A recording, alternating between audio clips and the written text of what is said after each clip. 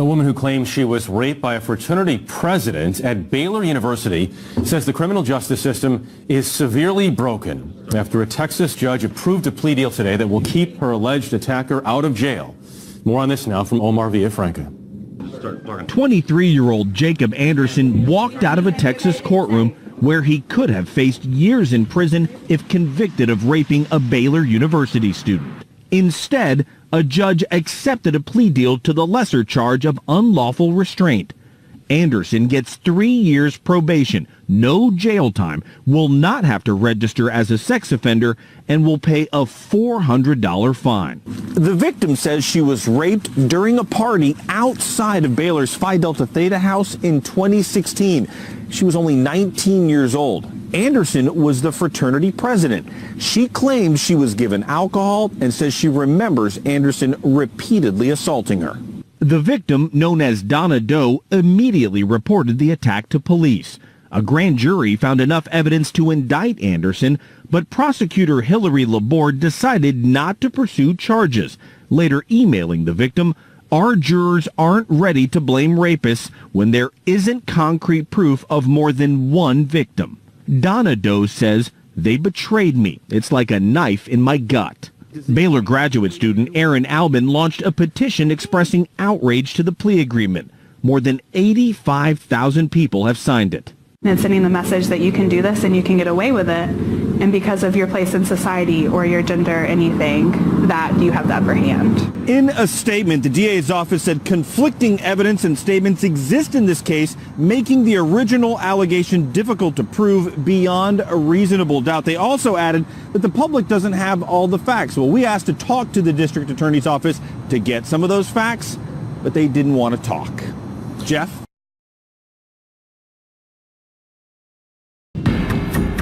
Richardson, Kharey Wise, Raymond, Santana, Yusef, Salaam, Antron McCray. Imprisoned for a crime they did not commit.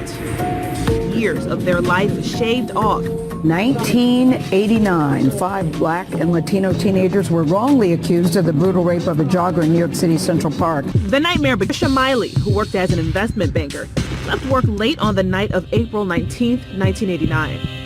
To work in New York, it was a sense of accomplishment, and I was devoted to it. She recalled the night to ABC. I stayed until after 8 o'clock, and then I went home. I ran in the park probably 4 to 5 days a week. She went for a run around 9 p.m. Early the next morning, 2 men who happened to be walking through the park found Trisha's body, naked, gagged, tied up and covered in mud, nearly beaten to death. She was dragged down the bushes near what is called the lock, where she was beaten and sexually assaulted. She'd lost almost 80% of her blood, suffered brain damage. Her left eye was beaten out of the socket. Doctors did not think she would recover. We still have her on the ventilator, and we're going to keep her on it until we see for sure how things are developing. Police arrested the 5. On video, 4 of them admitted to being in the park, but at no point did they ever confess to actually committing the crime. Yusef was the only one who refused to give a taped confession. During the trial, the boys and their lawyers maintained police coerced them into giving false confessions, incriminating themselves or others. It is our contention that whatever statements he made were the product of psychological and physical coercion. We're 14, 15, and 16-year-old kids. Never been in trouble with the law, never had no police contact. Rape in the first degree, sodomy in the first degree, sexual abuse in the first degree, attempted murder in the second degree. In 1990, Kharey, Yusef, Kevin, Raymond, and Antron were convicted of several crimes, including rape and attempted murder. They spent between 6 and 13 years in prison. Protests erupted. The divide was clear along racial lines.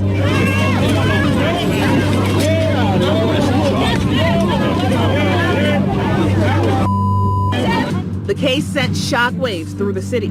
Now President Donald Trump, who back then was a real estate mogul, even got involved, taking out this ad in the New York Daily News that ran on May 1st, 1989. It called for the boys to be executed. Behind prison walls, A chance encounter Corey had with another inmate named Mateus Reyes in 2002 would provide the key that would unlock the Five's future. So I would like to apologize to you. Apologize to me for what? Because I see you here and you still maintaining your innocence. Shortly after that little meeting from him, I guess he started pulling strings. The resolution of this whole tragedy came from something that I don't believe is happenstance. It's a coincidence that borders on miracle. Reyes confessed, providing details only the person who committed the vile act would know. DNA confirmed it, and the men were exonerated. On December 19th, 2002, their sentences were vacated.